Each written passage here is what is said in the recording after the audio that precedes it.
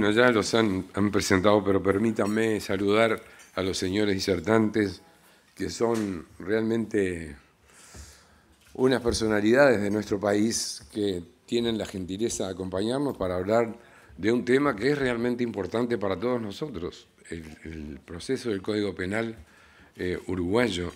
Y mientras se está discutiendo, nosotros lo que hacemos es escuchar señales de lo que puede ser y también guiarnos un poco cómo es el proceso en Argentina.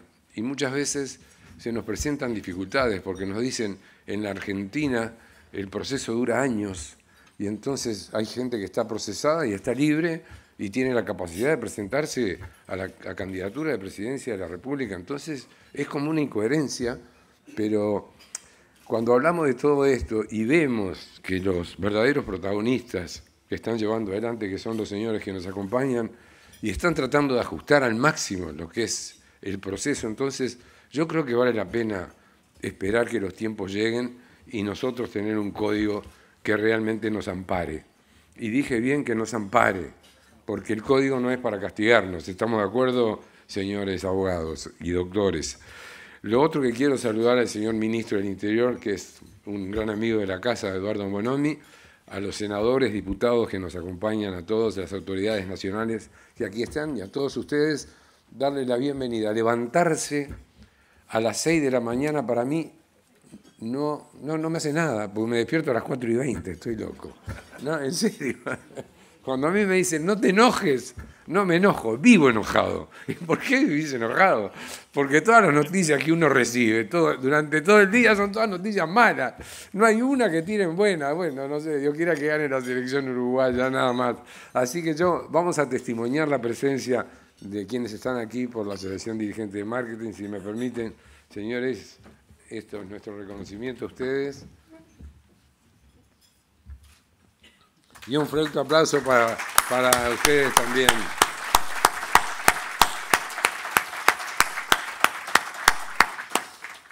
Bueno, muchas gracias, señoras. Los dejo con nuestro periodista, así que disfrutemos del desayuno. Así es, adelante, Nelson. Queda en tus manos la presentación y luego el fiscal de corte va a ser el primero en hablar. Adelante. Bueno, muy bien, muy buenos días a todos. Muchas gracias a ADM por invitarnos a participar en este encuentro que puede parecer un cliché decir es muy importante, pero es realmente importante. Cuando actualicemos la historia de la justicia uruguaya y lleguemos a este año, vamos a tener este año como un año muy importante, ¿no? Y yo entiendo la forma irónica de Aguchar de presentarlo sobre el tema de las noticias. Para los periodistas no hay noticias buenas ni noticias malas, hay noticias, pero venimos de una época donde el país ha tenido noticias muy buenas. Y esta es una noticia muy buena, de la actualización de un código muy esperado.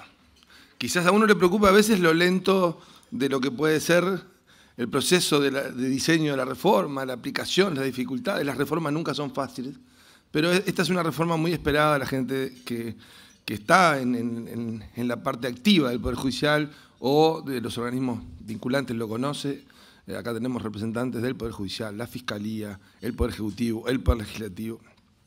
Y a uno le gustaría que fuera más rápido y quizás más claro, porque lo que tenemos hoy, y por eso nos va a importar mucho, es la elaboración de un nuevo Código de Proceso Penal, que es lo importante, que es una noticia muy buena para el país, pero también las dudas sobre cómo se va a aplicar y contrarreloj en el Parlamento tratando de realizar los ajustes necesarios para que la aplicación sea buena. Bueno, lo importante es detectar a tiempo los problemas y corregirlos, pero claro, uno le podía haber gustado que estuviéramos más sobre la llegada de la fecha del 16 de julio, con todo pronto y con quizás también lo que es la tarea de los periodistas, decir, bueno, cómo la opinión pública está preparada para esto y seguramente en varias de las fases de todo este proceso hay situaciones para corregir como esa, que la gente entienda, lo que es muy difícil de entender hasta que no esté aplicado, lo valioso de un nuevo código y la importancia de eso.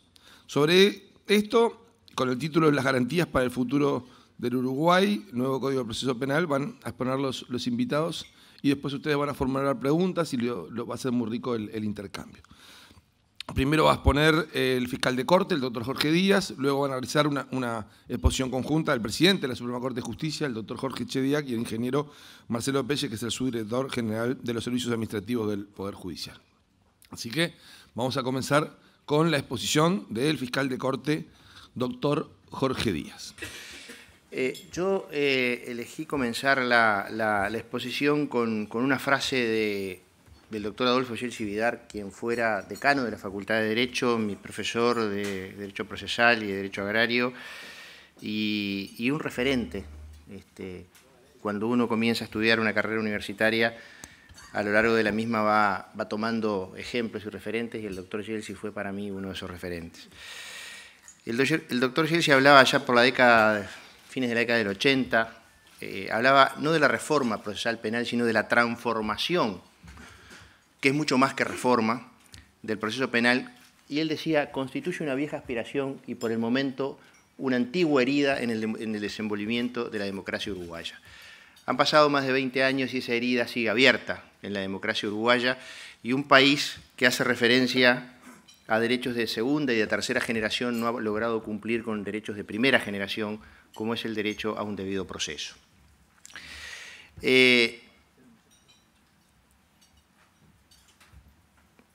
Creo que apreté algo que no debía, pero bueno, no importa. ¿Qué significa un cambio de proceso? En definitiva, las características de nuestro proceso actual es un proceso que heredamos del Reino de España a través de las leyes de partidas, que luego se transformó en el viejo Código de Instrucción Criminal, y en la década del 80 aprobamos el actual Código de Proceso Penal vigente. Es decir, desde la conquista hasta hoy no ha habido novedades en el proceso penal uruguayo, lamentablemente.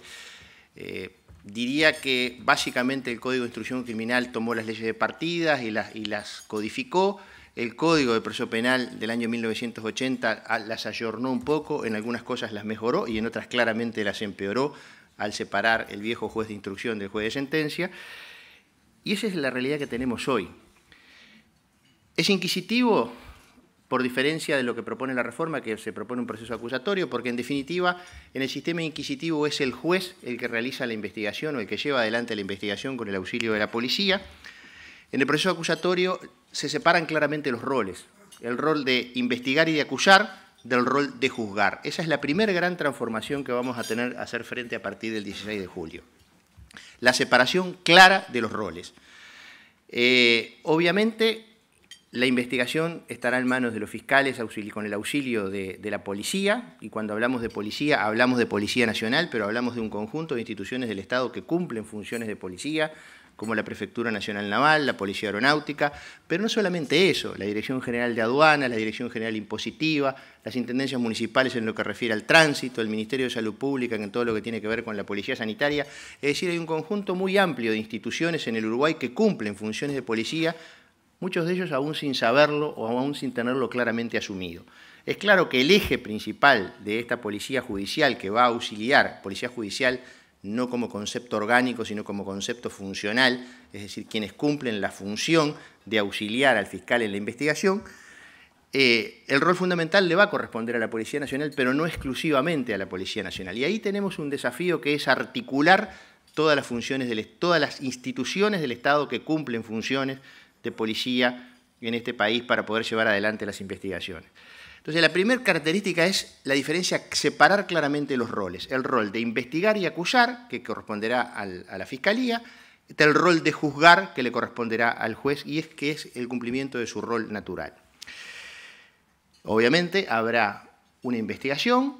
Si hay un caso, el fiscal acusará, la defensa cumplirá su rol de defensa y el juez cumplirá su rol natural, que es el rol de ser el tercero estructural y funcionalmente imparcial que juzgará y decidirá el conflicto. A diferencia de lo que sucede hoy, donde es el juez el que lleva adelante la investigación y luego del auto de procesamiento, por un toque de magia, se transforma ese mismo juez inquisitivo, investigador que lleva adelante la investigación, con el auto de procesamiento se transforma en un tercero estructural y funcionalmente imparcial. Todos sabemos que eso efectivamente no es así. Y esta es una de las principales características que tenemos. Es absolutamente imprescindible que Uruguay haga esta reforma y no tiene otro camino que hacerla. ¿Por qué? Porque hoy Uruguay, con su proceso penal, no cumple con los estándares mínimos establecidos por los tratados internacionales de derechos humanos. Uruguay ratificó en el año 85, con el advenimiento de la democracia, el Pacto de San José de Costa Rica con la Convención Americana de Derechos Humanos y por acto voluntario reconoció sine die la jurisdicción de la Comisión Interamericana de Derechos Humanos y la Corte Interamericana de Derechos Humanos. No estaba obligado a hacerlo, podía haber ratificado la Convención y no haber reconocido la jurisdicción de la Comisión y la Corte, y sin embargo expresamente lo hizo. Y tanto de la Convención Americana de Derechos Humanos como de la jurisprudencia de la Corte Americana de Derechos Humanos y la jurisprudencia de la Corte Europea de Derechos Humanos, a la cual se remite la de la Corte Interamericana, expresamente establecen que para que exista un debido proceso, tiene que haber un juez imparcial. ¿Y cuál es el problema que tenemos en el Uruguay de hoy? Que nuestros jueces penales no son imparciales. No porque sean malos, no porque sean malas personas, yo fui 20 años juez penal y me hago cargo de lo que estoy diciendo, sino porque de imparcialidad podemos hablar, de imparcialidad subjetiva, es decir, no tener relación de amor y odio con las partes, pero también tenemos que hablar de imparcialidad objetiva, es decir, no haber interactuado con los hechos objeto del juicio antes del juicio. Y lo que pasa hoy día es que el juez, al dirigir la investigación, no solamente interactúa, sino que dirige él la investigación. Entonces, un juez que dirigió la investigación, que interceptó teléfonos, que autorizó medios proactivos de investigación, que tomó declaraciones, cuando llega el momento del juicio que comienza con el procesamiento, ya está absolutamente contaminado, no porque quiera estar contaminado, sino porque es así. Por eso, en este país, el 98% de las sentencias penales que se dictan son de condena y solamente el 2% son de absolución. ¿Es que nuestros fiscales son tan buenos y los defensores son tan malos que logramos el 98% de condena? No, porque el partido ya se jugó antes, el partido se jugó durante la investigación. Y esta es una de las cosas. El Tribunal Europeo de Derechos Humanos, en el caso Piersbach versus Bélgica o en el caso de Cooper versus Bélgica, anuló sentencias dictadas por jueces belgas por esta razón, por falta de imparcialidad objetiva, porque en esos dos casos un integrante del tribunal antes había sido fiscal y había tenido una mínima participación en la investigación. Con ese estándar tendríamos que anular todos los juicios penales del Uruguay, con ese estándar que es el estándar internacional. Por tanto, no tenemos otro camino que llevar adelante esta reforma, no solamente porque estamos convencidos de que es buena y de que es necesaria y de que es más garantista, sino además como país ya no tenemos más espacio para demorar. La segunda característica del proceso o del proyecto que se plantea es que sea adversarial, es decir, que haya igualdad de armas entre la Fiscalía y la Defensa. Un proceso de partes, donde una parte investiga y acusa y hay otra parte que defiende. Y el juez, tercero, estructural y funcionalmente imparcial, juzga. Es un triángulo. A diferencia de lo que sucede hoy, donde lamentablemente tenemos al juez y el fiscal acá y al defensor acá. ¿Pero por qué tenemos al juez y al fiscal acá? No porque la ley privilegie al fiscal, sino porque la ley coloca hoy día al juez a hacer lo que es la función del fiscal. Y no puede haber igualdad entre el juez y la defensa, por razones obvias. Y eso es lo que pasa, no porque los jueces sean malos, no porque los fiscales sean malos, es porque el diseño del sistema actual es así. Y ese diseño es el que tenemos que cambiar. Es más, diría, si todavía este código presta algún servicio a la patria, es gracias a la idoneidad y a la rectitud de los jueces y fiscales uruguayos. Porque el sistema per se cae a pedazos desde hace mucho tiempo. Pero no podemos seguir llevando adelante un sistema que se mantiene solamente por la idoneidad o la honestitud o la rectitud de los operadores del sistema. El sistema tiene que dar garantías por sí, no solamente por los hombres que lo llevan adelante. Acusatorio, adversarial, oral. Estoy absolutamente seguro de que quienes me precederán en el uso de la palabra hablarán del audire, y yo diría que ya ese Perú vale la misa, básicamente. ¿Por qué? Porque el audire va a cambiar radicalmente el funcionamiento del sistema, un sistema oral. Basta de funcionarios receptores al cual hay que dictarle lo que está diciendo y después tenemos que estar aclarando que donde dije digo, dije... No, sistema oral. La oralidad es democrática, la oralidad es transparencia, la oralidad permite el control. Ahora, como toda reforma, esto es un cambio también cultural, al cual tendremos que acostumbrarnos. Y parte o gran parte de las resistencias a los cambios vienen de los temas culturales. Yo diría que la mayor resistencia que hay entre los operadores del sistema de justicia a los cambios hoy es este. Quiero seguir leyendo el expediente. El simple cambio del órgano por el cual percibo que en lugar de leer voy a tener que escuchar, porque las audiencias serán grabadas, genera una resistencia brutal. Pero este cambio es necesario, porque es más democrático, porque es más transparente y porque le vamos a poder demostrar a la sociedad uruguaya que atrás de la puerta del juzgado no pasa nada raro. Y una sociedad que no es capaz de juzgar públicamente a las personas que acusa de cometer un delito no es una sociedad democrática. Tenemos que ser capaces de juzgar públicamente a las personas que acusamos de haber cometido un delito. Público. Y acá mi amigo Nelson Fernández y todos los periodistas uruguayos que siempre reclaman el tener acceso, si no hay nada que esconder, ¿por qué no podemos hacerlo públicamente? Y público tiene que decir público. No es público pero no puede entrar, no, pero no es público porque le cierro la puerta, porque... No, obviamente que habrá audiencias que no serán públicas por las características de los delitos que se juzgan, o cuando se trate de niñas, niños y adolescentes, situaciones de vulnerabilidad, etcétera, etcétera. En esos casos obviamente que hay que mantener la reserva, pero mantener la reserva no para proteger al operador, para proteger a la víctima.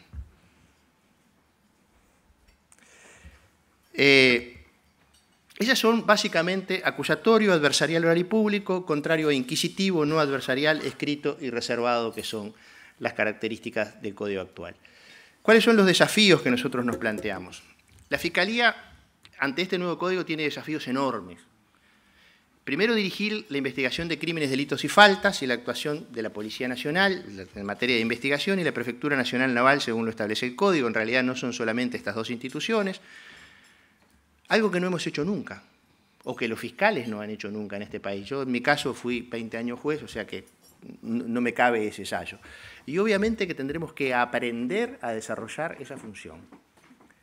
También debo decirles con claridad que cuando yo empecé mi curso intensivo de dirección de investigación, fue allá hace muchísimos años, cuando era juez de paz de San Ramón, a las 2 de la mañana, con la llamada del sargento González, porque entré al Poder Judicial y comencé a dirigir investigaciones sin que nadie me lo enseñara. La experiencia se hizo en la práctica. Creo que ni al día de hoy el Centro de Estudios Judiciales forma a los jueces para dirigir las investigaciones. Por tanto, tampoco hay que tener temor. A veces me preguntan, ¿los fiscales están preparados? Y digo, ¿y los jueces están? ¿Están preparados para dirigir las investigaciones? Porque lo han hecho en la práctica. Pero no hay una capitu diminuti de que el fiscal lo va a hacer mejor o peor porque salimos todos de la misma facultad, tuvimos prácticamente todos la misma formación. Obviamente tendremos que ir haciendo experiencia en la práctica. Promover la persecución penal con el auxilio de la autoridad administrativa y atender y proteger a las víctimas y testigos de los delitos. Y acá hay un desafío gigantesco. La víctima es el gran olvidado del proceso penal, hoy. A la víctima le pedimos que declare, le pedimos su cuerpo para que lo vea un forense, le pedimos que se atienda con un psicólogo o un psiquiatra para extraer de él toda la información necesaria para llevar adelante un juicio, y después le decimos, señor, váyase para su casa, no moleste porque usted no es parte. Algo cambió con el artículo 3º de la Ley de Derecho de la Responsabilidad Penal del Empleador, que se coló ese artículo 3º, pero en la práctica hoy prácticamente no se aplica. Incluso hay algunas interpretaciones sumamente restringidas sobre ese artículo. Bueno, el Código reconoce un estatuto de la víctima. La víctima va a tener derechos. Derecho a proponer prueba, derecho a estar informada, derecho a oponerse a la decisión del fiscal de archivar una investigación. Hoy, en esta sociedad democrática, donde un acto administrativo dictado por el presidente de la República, o el presidente de la Corte, o el presidente de la Asamblea General es recurrible, todo es recurrible por un ciudadano que se sienta afectado en su derecho, la decisión del fiscal de archivar una actuación criminal es irrecurrible. Fíjese cuán poderoso. Un fiscal decide no investigar y eso es irrecurrible, salvo la eventual responsabilidad administrativa posterior. Eso va a cambiar. La decisión del fiscal de no investigar o de no formalizar o de no acusar, evidentemente van a ser recurribles. La víctima tendrá el derecho a oponerse a esa decisión. Y esto es democracia, esto es garantías, estos son derechos.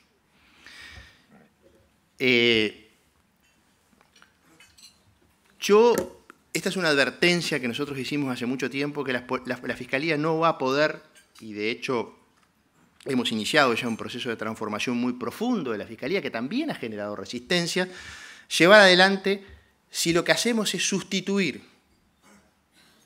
donde hoy había un juez, mañana ponemos un fiscal. Si solamente hacemos eso, no vamos a ser capaces de llevar adelante los desafíos que se nos han planteado. Para eso fue necesario transformar a la Fiscalía en una institución encargada de la persecución penal en el marco de una política pública de seguridad.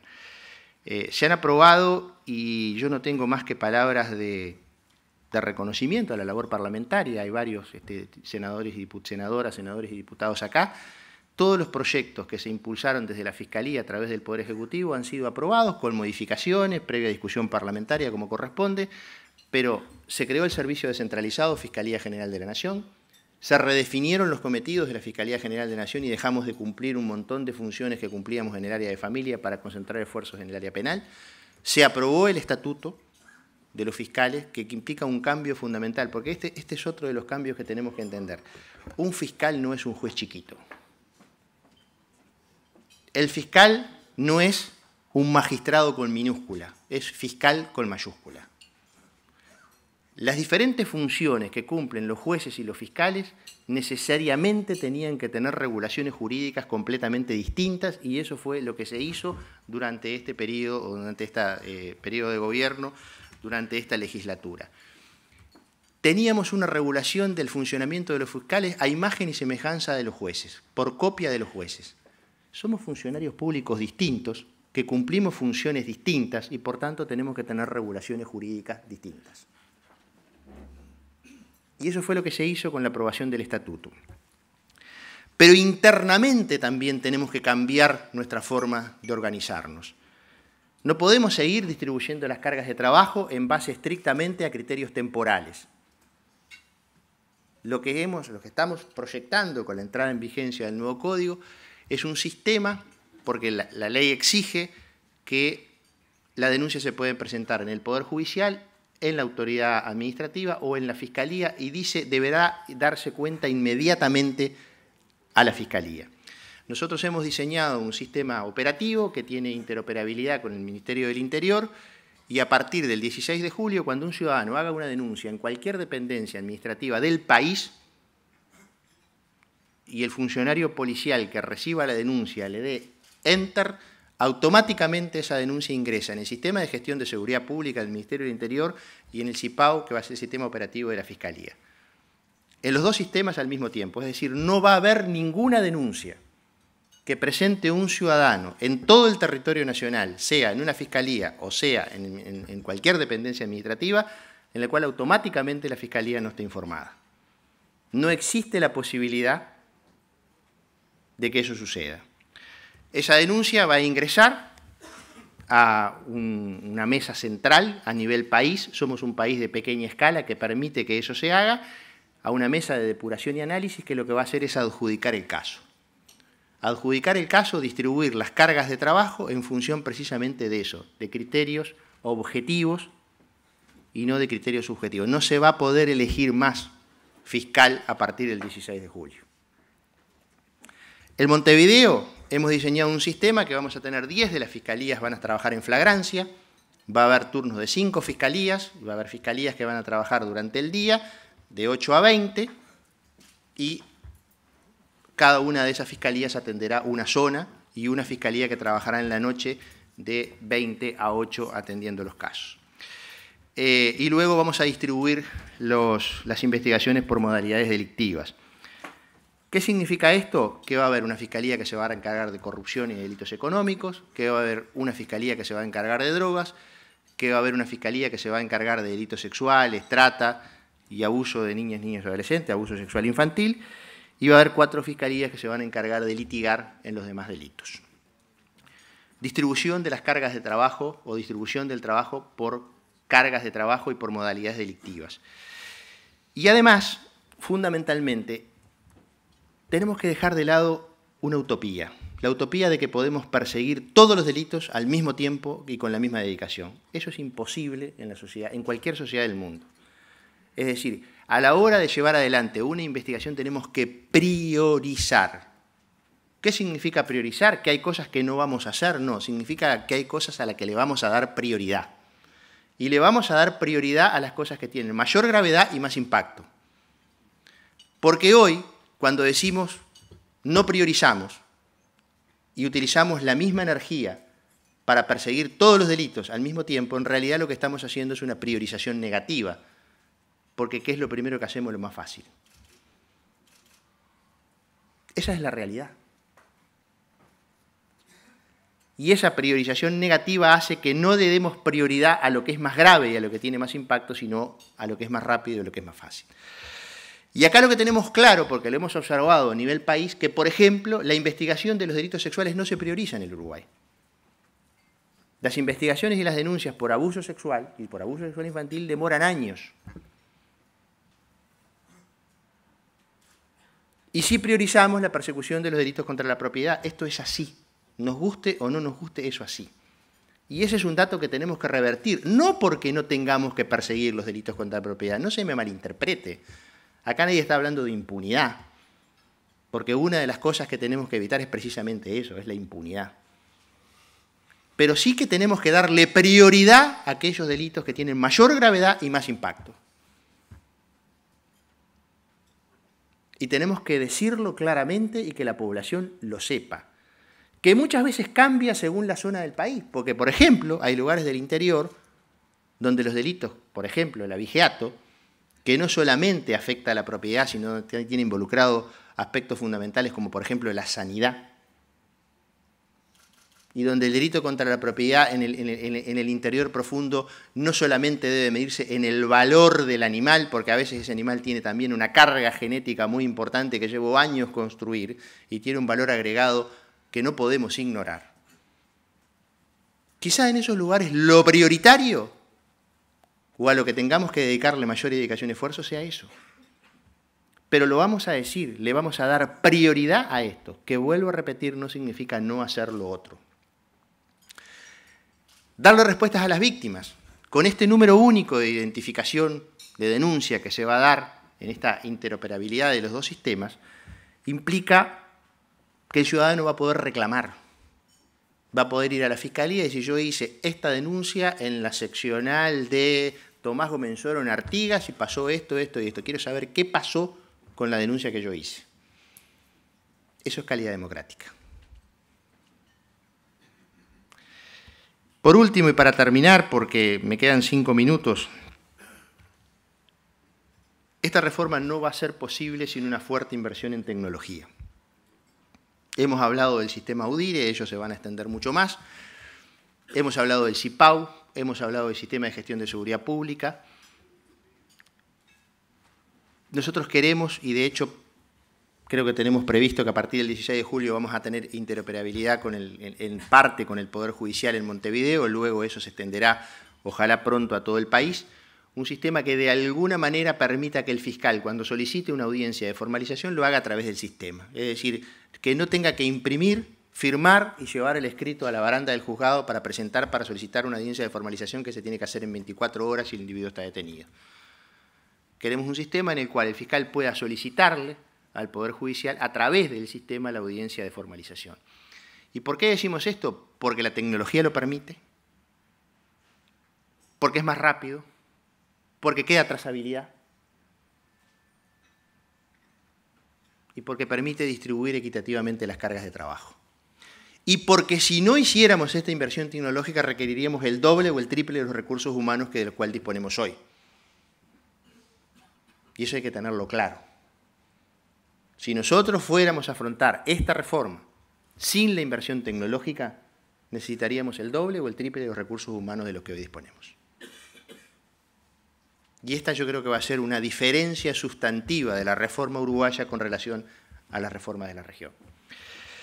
También esa tecnología nos va a permitir el relacionamiento con la autoridad policial. Lo que está previsto es que en cada investigación exista, obviamente, y que lo que procuramos es tener un fiscal del caso y un oficial del caso que estén claramente identificados y que sean los responsables de llevar adelante esa investigación, porque lo que es de todos no es responsabilidad de nadie. Lo que hacemos todos no lo hace nadie. Entonces hay que ponerle nombre y apellido a cada una de las investigaciones, desde el lado de la Fiscalía y desde el lado de la Fuerza de Seguridad y en particular del Ministerio del Interior. Eso está previsto, pensado así, y que la interoperabilidad entre el Sistema de Gestión de Seguridad Pública y el SIPAU lo que permita sea que las órdenes que los fiscales le den a la autoridad policial en el desarrollo de la investigación y la información que la policía le dé al fiscal sobre el desarrollo de una investigación queden registrados en un sistema operativo. No hay donde dije digo, yo le pedí esto, usted no me lo trajo, yo se lo llevé, no. Tiene que estar todo registrado ahí, no en un expediente papel, en un expediente informático, con trazabilidad, que pueda ser auditado. Y donde no queda que yo dije tal cosa o el otro dijo, usted me prometió, no. Que quede todo absolutamente registrado, porque eso además luego va a poder ser controlado por la defensa. Yo voy a cortar por acá, tenía mucho más para decir, pero creo que lo importante es escuchar a los demás compañeros del panel y sobre todo afrontar las preguntas que ustedes nos puedan formular. ¿Que esto genera dudas? Sí. ¿Que genera incertidumbres? También. El ser humano se maneja en una zona de confort. Y no porque esa zona de confort sea confortable, muchas veces la zona de confort no es confortable, pero es la que conocemos. Nos acostumbramos a vivir en ella. Salir de la zona de confort e ir a algo nuevo, obviamente que genera temores, genera miedo, genera dudas. Pero esto es absolutamente imprescindible y como les decía al principio, como dicen los chiquilines, no tenemos otra. Este es un camino ineludible. No podemos seguir haciendo en la comunidad internacional, haciendo trampas al solitario. El día que a Uruguay, si nosotros no cambiamos nuestro proceso penal, el día que al Uruguay lo demanden ante la Corte Interamericana de Derechos Humanos, nos van a condenar. Tengámoslo claro. Es así. Y no podemos seguir haciendo gárgaras con una agenda de derechos de segunda y tercera generación si no cumplimos con los derechos de primera generación. Y los derechos de primera generación es tener el derecho a un debido proceso y a un proceso justo. Muchas gracias.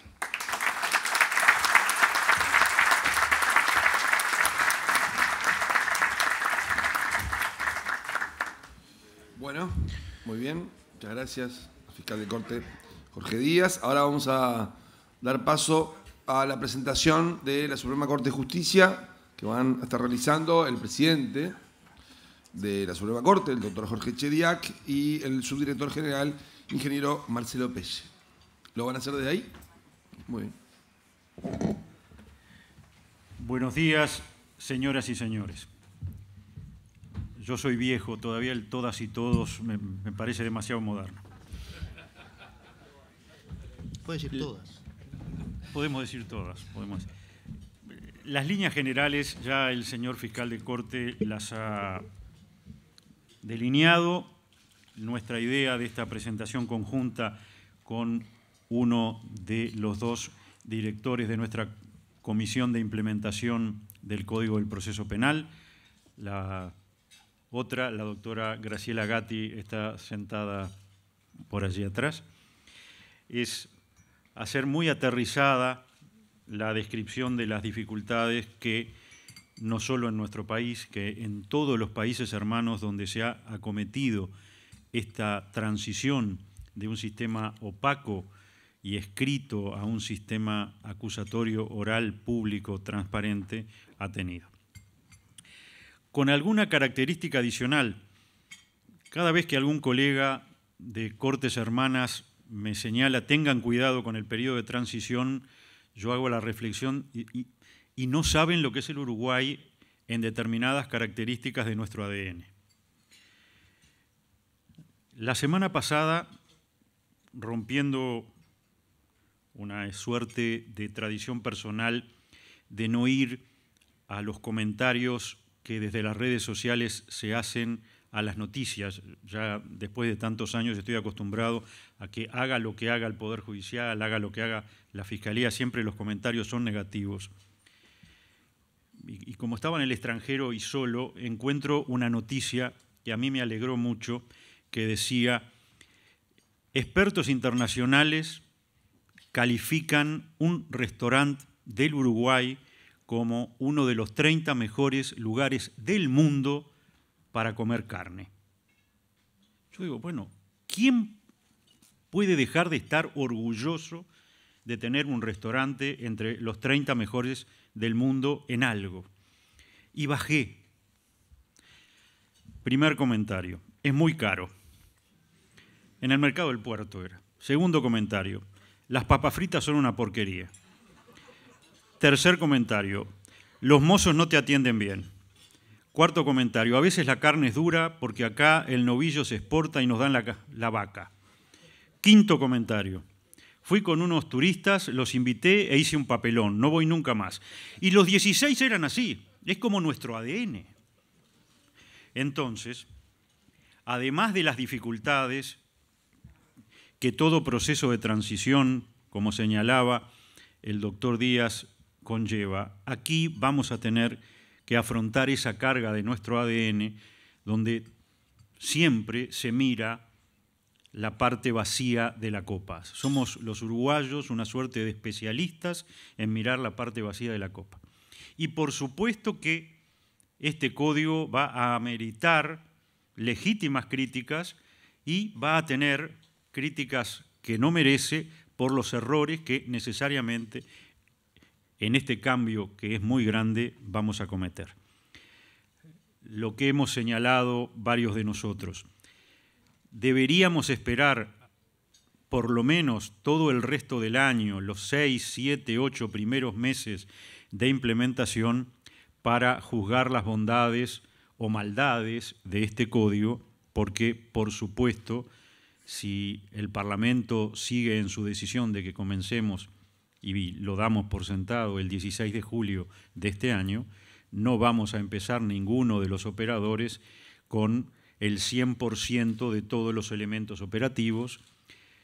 Por la ley de Murphy, que había señalado todo lo que pueda salir mal eventualmente saldrá mal, van a haber errores, los explicaremos, asumiremos los que sean justos y trataremos de explicar aquellos que hayan sido inevitables por las circunstancias, pero yo hasta agregaría un comentario que alguien, casi uno pensaría uruguayo, dijo respecto de Murphy, con aquello de que todo podía salir mal, dijo, al final Murphy era un optimista.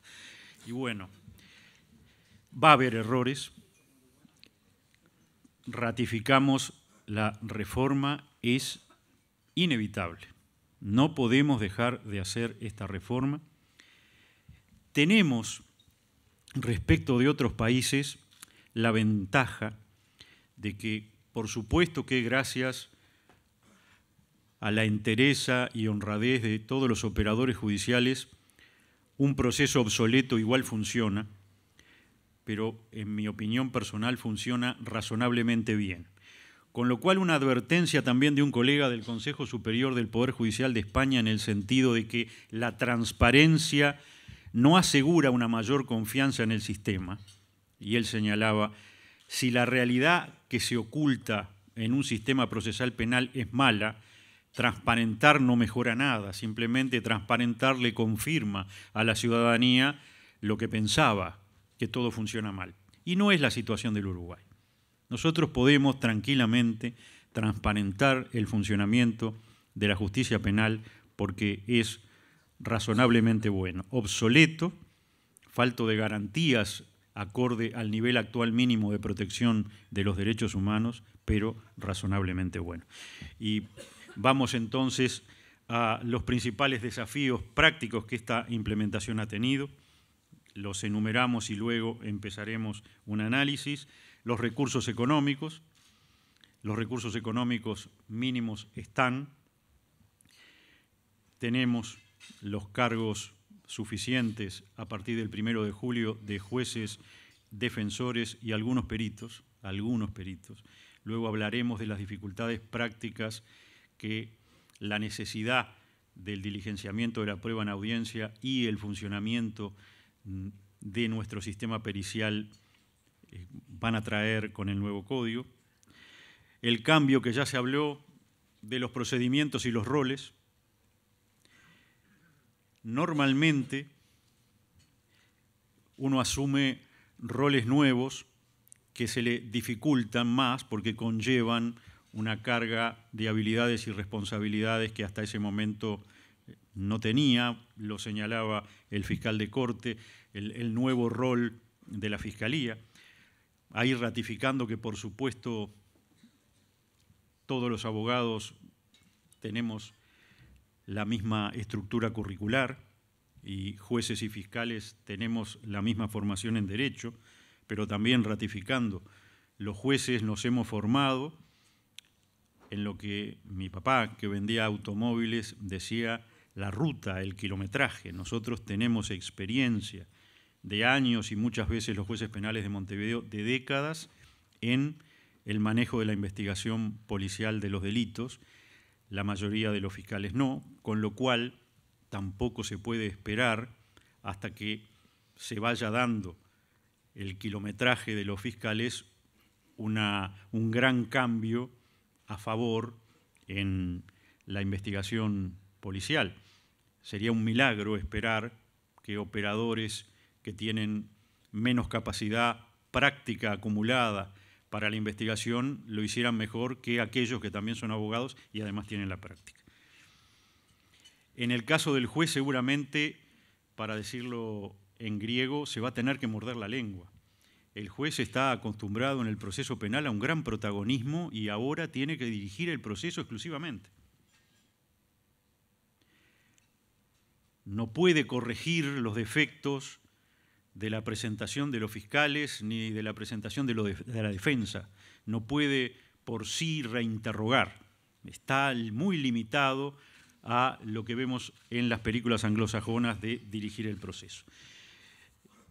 Hablaremos también de las dificultades de la infraestructura edilicia, los avances informáticos y tecnológicos indispensables. Si no incorporamos tecnología, esto no funciona, y la logística.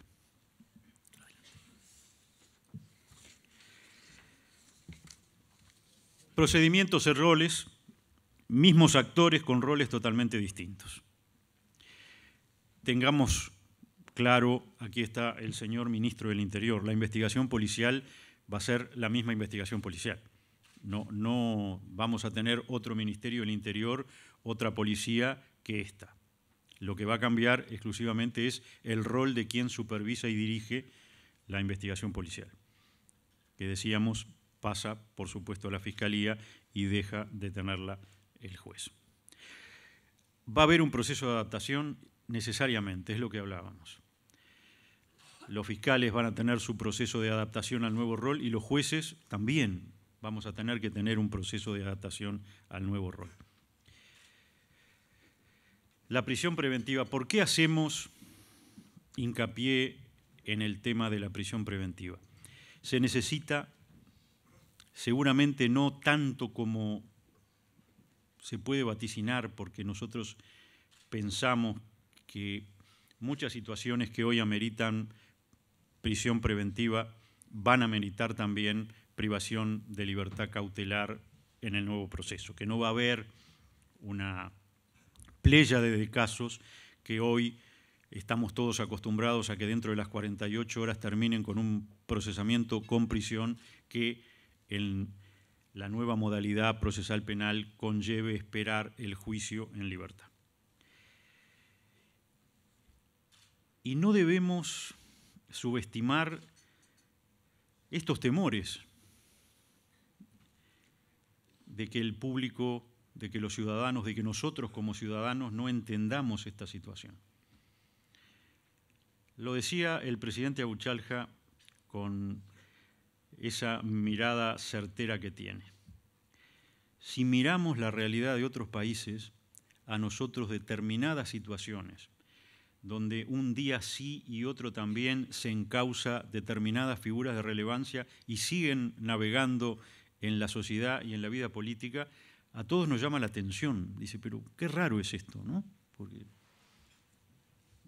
no es que pasen 15 días, no, pasan 6 meses, un año, de repente una causa nueva, otra, y siguen esperando el juicio en libertad. La única forma de neutralizar fenómenos de rechazo a esa situación en los casos relevantes o en los casos que tengan interés periodístico es que los juicios sean muy rápidos, que esa situación no perdure, que no pasen muchos meses o años en esa situación de indefinición. Por supuesto, el Senado de la República está cometiéndolo ahora. Hay que derogar determinados mecanismos de cumplimiento de la pena en libertad. Y ustedes dirán, ¿y por qué? ¿Por qué ahora y por qué no antes? Porque justamente esos mecanismos, la libertad condicional, la suspensión condicional de la ejecución de la pena, eran como esas compensaciones uruguayas. Uruguay es mucho de los equilibrios, está también en nuestro ADN. Entonces teníamos una suerte de exceso en la prisión preventiva antes de la condena, pero bueno, pero después de la condena cumplimos por distintos mecanismos la pena en libertad. Ahora, si vamos a morigerar la prisión preventiva, bueno, hay que eliminar esos cumplimientos de la pena en libertad para no generar lo que mi predecesor decía, los espacios de impunidad. Porque si yo espero el juicio en libertad, tengo el juicio en libertad y luego cumplo la pena en libertad, en realidad no lo voy a entender ni yo. No le iba a decir mi familia, pero nadie va a entender que hayamos sido capaces de instrumentar en el Uruguay un procedimiento tan injusto, lo que se llaman las penas de papel, porque, bueno, en definitiva no se va preso. El proceso, por supuesto, la necesidad de la defensa pública reforzada. Tenemos más de 60, vamos a tener más de 60 defensores integrantes de la defensa pública para mantener el equilibrio entre el acusador y el defensor, y además porque hay que dar la correspondiente defensa a las víctimas que sí pasan a tener derechos a ser escuchados y a participar mínimamente en el proceso. Lo hemos señalado públicamente también, no reclamando, sino de alguna manera alertando. El proceso por audiencias orales y públicas conlleva una mayor exposición de todos los operadores. De allí cierta preocupación por la seguridad. En estos tiempos que corren, la mayor exposición puede conllevar riesgos de amenazas o efectivización de ataques contra los operadores judiciales. Protección de víctimas y testigos por declaraciones en las audiencias públicas. Otra preocupación que no podemos minimizar. Todos sabemos que determinadas víctimas, determinados testigos declaran en privado ante el fiscal o ante el juez, pero luego tienen temor de declarar públicamente. Y eso puede ser un obstáculo a las investigaciones, que conlleva a un mal funcionamiento del sistema y a que la población señale, hicieron toda esta reforma y el sistema es menos eficaz que antes porque encausan menos delincuentes que antes. Entonces, de allí la necesidad de protocolos para, cuando se requiera, proteger la identidad de víctimas y testigos. La identidad de los operadores en general no se puede proteger, no se debe proteger porque es un derecho democrático. El juez de los jueces es el público, saber quién es el fiscal, quién es el defensor y quién es el juez. Y un tema que lo tocamos nada más que lo señalamos, hay una discusión sobre la validez de las pericias. Hoy las pericias del ITF son pericias judiciales. A partir del 16 de julio, las pericias que solicite la Fiscalía, aunque lo hagan los mismos peritos, va a ser una pericia de parte, y la pericia que en general solicite nuestra propia defensa pública, aunque la hagan los mismos peritos, también va a ser una pericia de parte. Muy bien, adelante. Buenos días para todos. Ahora vamos a repasar también algunos desafíos importantes que tiene el Poder Judicial asociados a todo lo que es esta implementación del nuevo código. Y en particular siempre hacemos la aclaración con el señor presidente de la Suprema Corte de Justicia de que si bien en términos de volumen de trabajo podemos decir que la justicia penal es solamente el 20% de la carga de trabajo total del Poder Judicial, lo cierto es que esta reforma nos tiene absolutamente absorbidos desde hace más de un año en todo lo que son las tareas de preparación. Esto es importante decirlo porque el Poder Judicial tampoco se puede olvidar de su otro 80% que tiene que seguir haciéndolo tal como lo hace hoy, mejorando día a día. Y esto no es que sirva de excusa a nada, simplemente es un dato de contexto muy importante para que todos manejemos que si bien la agenda hoy, la agenda pública está sobre este tema, para el Poder Judicial hay otro 80% que también es muy importante y que es parte de nuestro día a día y es preocupación de nuestro día a día y de nuestro plan estratégico. Dicho esto, también es importante remarcar que desde el punto de vista de lo que provee, digamos, esta reforma, desde el punto de vista de los recursos, es únicamente jueces y defensores y algún que otro técnico para lo que son las áreas periciales, pero no incorpora funcionarios. Y esto es muy importante decirlo porque lo que implica es que la actual infraestructura administrativa que hoy está sustentando el actual código también tiene que sustentar ahora el nuevo código. Es decir, si bien en muchos juzgados vamos a agregar jueces, ¿sí?, no vamos a agregar funcionarios.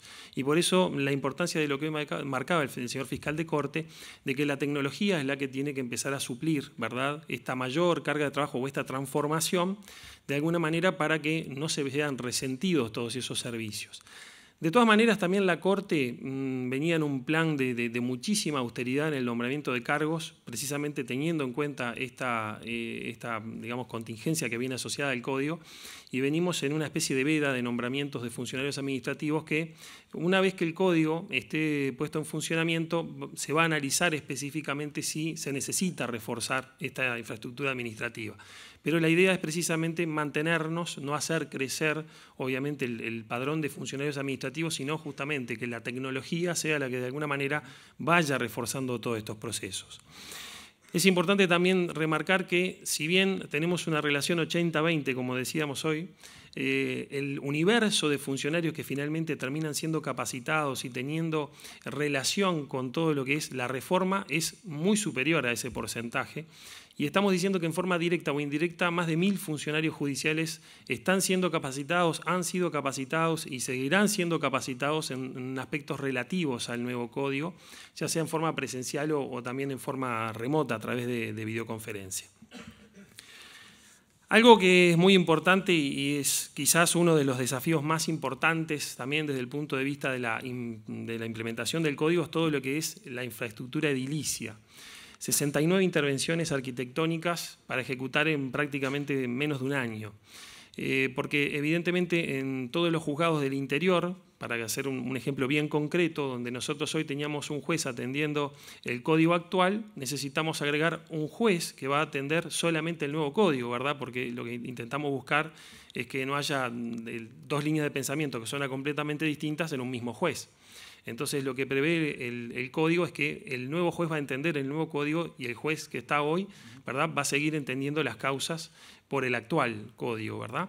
Entonces en todos los lugares necesitamos o agregar una sala o rediseñar un poco lo que es la infraestructura edilicia y hacer 69 intervenciones arquitectónicas donde uno tiene procesos de compra, donde uno tiene que hacer todo lo que conocemos que se tiene que hacer desde el punto de vista del Estado para hacer una compra, y hacerlo en ese plazo es realmente una obra titánica, es un desafío enorme. Así que en ese sentido es donde tenemos, si se quiere, el mayor desafío desde el punto de vista práctico. Obviamente también esto abarca lo que son los servicios periciales y también los propios servicios de la defensa, porque incorporar todos esos defensores que vamos a incorporar también lleva aparejado el hecho de tener que darles infraestructura edilicia. Y pensemos también en algunos casos, si bien no vamos a lograr el óptimo, muchas veces teníamos muy claro en los juzgados penales que nosotros teníamos entradas diferenciadas, ¿verdad?, porque no queríamos que se encontraran obviamente víctimas y victimarios. Ahora, si la defensa pública también va a dar atención a las víctimas, nosotros el problema que teníamos en los juzgados también lo empezamos a tener en la defensa. Entonces, hay veces que esas cosas que son solo una pequeña mención, digamos, muy importante, por supuesto, en lo que es el cambio del enfoque, desde el punto de vista de la infraestructura, son cambios enormes. Pensar una defensoría que hoy atendía básicamente a un tipo de público que ahora va a atender a dos tipos distintos de públicos que están en pugna y que vamos a tener que darle un tratamiento separado, es todo un problema realmente desde el punto de vista logístico. Esto es simplemente a modo de ejemplo, ¿verdad? Y algo que no queremos dejar pasar la oportunidad para mencionar, y como nosotros con el doctor hacemos una exposición siempre muy interactiva, de pronto quiero que este punto lo aborde el doctor, no debemos dejar de mencionar que el Poder Judicial tiene un desafío adicional para todo lo que es la implementación del código, y es que persisten conflictos desde el punto de vista gremial. ¿Sí? Es decir, hay un diferendo entre los funcionarios judiciales y el Poder Ejecutivo que no se ha extinguido. Entonces, al ya esfuerzo importante desde el punto de vista de implementación, le tenemos que sumar que no siempre quizás tenemos la paz necesaria como para que todo esto fluya, pero el presidente lo puede aclarar mejor. Gracias, Marcelo. Como decíamos, esto es extremadamente complejo y además somos uruguayos, hemos logrado complejizar lo complejo. Y a toda esta dificultad de instrumentación tenemos que agregar medidas distorsivas, gremiales legítimas de actuarios y funcionarios que se han focalizado en obstaculizar o diferir el cronograma de implementación de las obras, sobre todo edilicias, y la implementación tecnológica de este código. Eso escapa, por supuesto, a la posibilidad de la Suprema Corte de Justicia de resolver el diferendo ahora que ya ha habido un acuerdo que se está cumpliendo entre los jueces, los fiscales y los defensores y el Poder Ejecutivo, con una ley votada por el Poder Legislativo. Queda pendiente un diferendo, el cumplimiento en principio de una sentencia judicial o a través de una negociación entre el colectivo más grande, que es funcionarios y actuarios. Así que, además de las dificultades que el cronograma tenía, ahora tiene algunas demoras debido al impacto de estas medidas, que no ha obstaculizado la implementación, pero que sí ha puesto un manto de incertidumbre adicional a la incertidumbre que todos sentimos al cambiar de régimen. Desde el punto de vista tecnológico, hoy lo señalaba el señor fiscal de Corte, hay muchísimos cambios asociados, obviamente, como oportunidad, ¿verdad?, en este código. Y podemos decir que en el caso del Poder Judicial, el Poder Judicial ya venía preparándose en una cantidad de transformaciones tecnológicas. Nosotros ya hace unos cuantos años, y apoyados en nuestro plan estratégico, veníamos instrumentando la implantación de un sistema de gestión multimateria, que es nuestro sistema único para tramitación en todas las materias y en todas las instancias tendientes hacia, digamos, la implementación de un expediente judicial electrónico. Y sobre este mismo sistema es donde se va a apoyar el nuevo Código del Proceso Penal. Y hacemos la aclaración, porque si bien hoy la cita es para hablar del Código del Proceso Penal, no debemos dejar o no debemos de olvidar que también el próximo 16 de julio para el Poder Judicial se implementa un código adicional, que es el nuevo Código Aduanero. Es decir, que el Poder Judicial tiene dos códigos para implementar en esa misma fecha, y están soportados ambos por el mismo sistema. Algo muy importante también es que, como ya se señalaba, este sistema, el sistema de gestión multimateria, ya hoy prevé la interoperación con Fiscalía, una interoperación en la cual, a medida que vaya pasando el tiempo y que vayamos también aprendiendo de la experiencia, vamos a seguir integrando cada vez más. Pero tenemos esa integración, podemos ir de ida y vuelta, como señalaba el señor fiscal de Corte, el hecho de que el fiscal pueda hacer de allí la solicitud de formalización de la audiencia de formalización, y después podamos notificar a la Fiscalía de cada una de las resoluciones que se van adoptando en la sede judicial, y que lo hagamos todo interoperando con sistemas. Esto es muy importante porque, como decíamos, acá no se trata solamente de cambiar actores, tenemos que cambiar el proceso y tenemos que implementar mejoras sustantivas desde el punto de vista operativo. Y la tecnología, no es que la tecnología soluciona todo, pero la tecnología sí le puede dar soporte a las ideas, que son las que terminan solucionando los problemas. Y algo muy importante es que también, por ejemplo, hablando de esos cambios, algo que de pronto quienes han tenido contacto con lo que es la justicia penal hoy y que saben que era todo un tema, por ejemplo, el hecho de obtener los antecedentes de una persona, que no siempre era algo que el juez disponía inmediatamente. Hoy ya lo tenemos, por ejemplo, operando en forma, digamos, en línea, es decir, que hoy los jueces penales, y por supuesto para el nuevo código, pueden acceder en línea a la planilla de antecedentes. De estos cambios nos referíamos, ¿verdad? De hacer transformaciones importantes para que se puedan ver reflejados, obviamente, en los plazos. Esto ya está disponible hoy y obviamente va a ser una pieza fundamental para que en una audiencia pública y oral, donde se van a tener que tomar decisiones allí mismo, en esa misma audiencia, se puedan hacer sin dar dilatorias, sin tener que ir digamos, a nuevas audiencias porque falta información. También es importante ver que dentro del conjunto de sistemas que van a dar soporte a toda esta nueva operativa, tenemos un sistema de gestión también nuevo para todo lo que es la defensa pública. Y este sistema de gestión está interconectado con el sistema del juzgado, lo cual permite que la defensa tenga acceso prácticamente inmediato y en línea al expediente. Esto es muy importante porque si no volvemos a tener la procuración, ¿sí? Volvemos a tener que tener personas que físicamente se trasladan hacia el juzgado para ver en qué está el expediente, entonces no mejoramos en el proceso, es decir, cambiamos pero no mejoramos. Esto está ya disponible, ya funcionando, operativo, obviamente en el nuevo código va a ser fundamental. Y obviamente, si hay abogados en sala, lo primero que los abogados, obviamente, que trabajan en el ámbito privado dicen, bueno, esto es para la defensa pública, pero ¿qué hay para los defensores privados, verdad?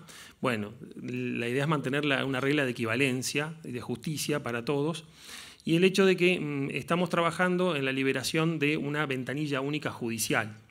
Esa ventanilla única judicial, cuando un abogado está acreditado en un expediente, ¿verdad? La idea es que a través de la ventanilla única judicial tenga el mismo acceso que tiene un defensor público, es decir, un acceso directo al expediente, a las actuaciones del expediente, que da mucha más información que lo que hoy tenemos de pronto en la consulta remota, ¿verdad? Es lo que tenemos hoy en la consulta web.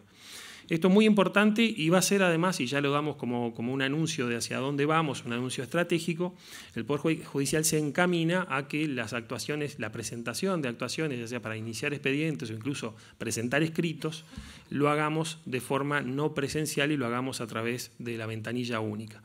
Esto es una promesa de campaña netamente, pero vamos a decir que es un anuncio de hacia dónde estamos yendo. Como parte también del paquete de soluciones tecnológicas, tenemos que mencionar algo muy importante que es el Sistema Nacional de Pericias. Realmente el cambio a nivel de las pericias, el que los peritos pasen a ser peritos de parte y que ahora sean los fiscales quienes de pronto van a solicitar las pericias o la propia defensa, nos cambia absolutamente la operativa y tenemos que tener una trazabilidad de estas pericias y tenemos que tener un control realmente del cumplimiento de plazos, de asignación, de carga de trabajo, y esto lo vamos a lograr a través de un Sistema Nacional de Pericias que ya está desarrollado, que en este momento se están haciendo las capacitaciones para su implantación. Y es un sistema que ya está también prevista la interoperación con Fiscalía, es decir, para que la solicitud de la pericia sea telemática y la respuesta de la pericia, el informe pericial firmado digitalmente también vuelva a través del sistema. Nuevamente, no solamente transformar los procedimientos de trabajo, apoyarlos tecnológicamente y así lograr mejoras sustantivas, mejoras tangibles en los servicios. Bien. El AUDIRE, llegamos al AUDIRE. También hemos tenido un invento adicional uruguayo a esta implementación. El AUDIRE, incluso tenemos un video para mostrarles, significa sustituir lo que se señalaba, el acta, que en general es resumida, ningún acta, porque no tenemos estenógrafos, registra todo lo que se señala, lo que se declara en los procesos penales ni en procesos de ningún otro, lo sustituye por una grabación en audio de alta calidad, con 4 micrófonos, con consola, y universalmente está admitido que da más garantías. No solo mayor fluidez, porque conversar es más fluido que expresarse y luego esperar que alguien escriba en la computadora parte de lo que hemos dicho y después discutir a ver si lo que se escribió se adecua o no a lo que se dijo. además registra todo, es continuo, no se hacen negociaciones fuera o no se hacen actuaciones fuera del registro en audio, permite ver los tonos, no solo lo que se dijo, sino cómo se dijo. Conlleva además, y lo ha señalado el ingeniero Pelle desde el inicio, conlleva una modificación de la conducta de todos los actores en la audiencia. Todos nos comportamos mejor, no solo jueces, fiscales, defensores, abogados, testigos y víctimas, los ofensores también se comportan mejor. Los seres humanos somos buenos, pero somos mejores cuando nos están grabando, por eso aquello sonría que lo estamos grabando, que vemos en las tiendas. Un proceso de grabación muchísimo más garantista que el que tenemos hoy. ¿Qué es lo que hemos adicionado los uruguayos a esto? El cuestionamiento. Sí, hubo un fiscal y hubo un tribunal que entendieron que este sistema da menos garantías que el otro, que el actual, y que por ende había que hacer los dos, lo cual torpedea bajo la línea de flotación el sistema, porque esto está hecho para que las audiencias sean más ágiles y más rápidas, y de hecho lo son, en un 40 o 50% de ahorro de tiempo. Duran la mitad grabadas que con registro escrito, y son efectivamente más garantistas, pero no ha sido unánime la interpretación. La Suprema Corte cree que la base legal que el Parlamento le ha dado es suficiente, pero sin embargo, por aquello de usar cinturones y tiradores para que no se caigan los pantalones, hemos reiterado una norma a los efectos de que quede recontra claro, porque para nosotros es clarísimo, pero recontra clarísimo que la Corte puede disponer con base legal que el registro se haga en audio y no como hasta ahora. El problema, los tres disertantes lo hemos señalado, es la resistencia que el ser humano tiene a cambiar. No nos gusta cambiar, preferimos malo conocido, esa es la realidad. Vamos a ver un video bien explicativo de lo que es Audire, preparado por el doctor Sandabarat y su equipo, así que es muy breve. Audire es el nuevo sistema informático que permitirá el registro en audio de las audiencias cumplidas en el marco del nuevo Código del Proceso Penal que estará implementado en el próximo 16 de julio. Estamos. Nos quedan 12.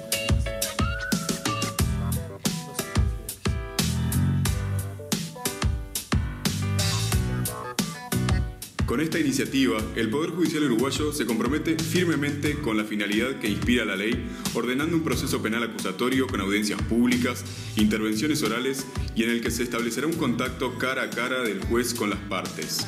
Además, la norma contempla especialmente el derecho de las víctimas que serán oídas e informadas en todo momento.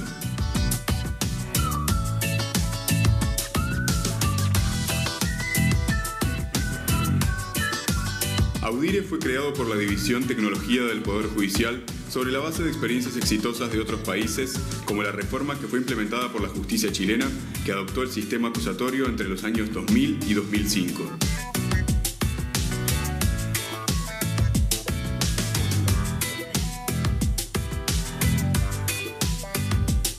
De esta forma, ya no será necesario transcribir lo que sucede en las audiencias. Los juicios se desarrollarán de forma más fluida, lográndose una sensible disminución de los tiempos y un mayor nivel de fidelidad.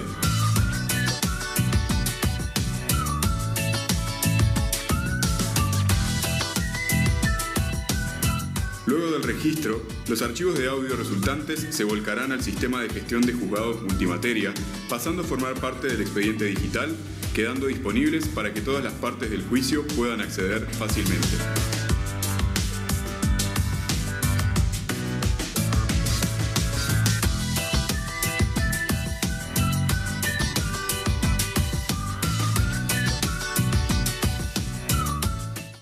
Un lindo video hecho por Raúl y su equipo, bien ilustrativo de lo que es Audire. Y vamos a hacer una aclaración, porque dijimos, bueno, estamos mostrando un video para mostrar las bondades de Audire. ¿Por qué Audire no graba en video entonces si la grabamos en audio la audiencia? Bueno, muy sencillo, la razón del artillero, como la hace llamar el presidente de la Corte. No porque sea caro comprar una cámara, sino porque lo caro es realmente guardar perpetuamente toda esa información grabada en video y almacenarla. Es decir, de futuro seguramente Audire incorporará video, pero nosotros obviamente hoy vamos a guardar audio por un tema de costos, ¿sí? Por un tema del costo del almacenamiento, y además porque hemos visto soluciones similares funcionando en otros poderes judiciales que han implementado esta reforma hace muchísimos años, y este sistema funciona. Incluso nosotros, a través de la acordada 7880 de la Suprema Corte de Justicia, que habilitó el uso de Audire para CGP, estamos viendo ya hoy los beneficios de Audire.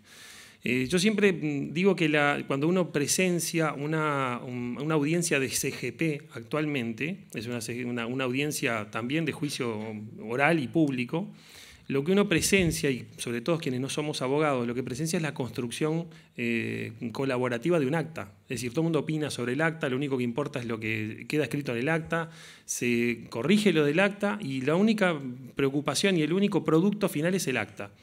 Y todo lo que se dice y la dinámica de la audiencia es como que pasa a otro plano. Cuando uno ve una audiencia de Audire, uno ve cosas muy importantes. Primero es que todo el mundo está atendiendo en la audiencia, ¿sí? El juez está absolutamente focalizado en lo que está preguntando, en lo que está sucediendo, y ve otra cosa muy importante, lo que nos están diciendo los jueces que utilizan Audire, es que cuando van a hacer la sentencia, se acuerdan clarito de lo que sucedió durante la audiencia y el audio les hace enseguida la referencia. Algo muy importante, Audire no implica que nosotros grabamos en audio entera la audiencia y después hay que volvérsela a escuchar entera, ¿sí? Sino que durante la audiencia los actuales receptores que en realidad transcribían todo lo que se decía o lo que entendían que se decía, lo que van haciendo es marcando distintos hitos que suceden durante la audiencia. Entonces yo lo que obtengo como registro final de Audire es el audio, pero el audio absolutamente indizado con cada uno de los momentos. Es decir, que yo puedo ir específicamente a la pregunta que hace el fiscal o de pronto a determinado testigo o a la resolución del magistrado. Y esto no es un experimento que vamos a hacer a partir del CPP. Esto ya está funcionando hoy en adolescentes y en civiles de Montevideo. Algo muy importante también es, imaginen, cuando uno realmente se habla mucho del revictimizar o se habla mucho a veces de tratar de obtener esa declaración que es de ese momento. Cuando nosotros estamos parando continuamente al testigo, le estamos pidiendo que vuelva a explicar, imagínense, incluso nos pasa hoy en CGP, ¿no? Una mala praxis médica, de pronto donde hay que explicar algo sumamente complejo, ir parando al profesional que está en una explicación complicada, lo que entiende el receptor de una terminología que a veces que es hasta difícil de comprender la palabra, y después lo que termina como resultado final en la audiencia.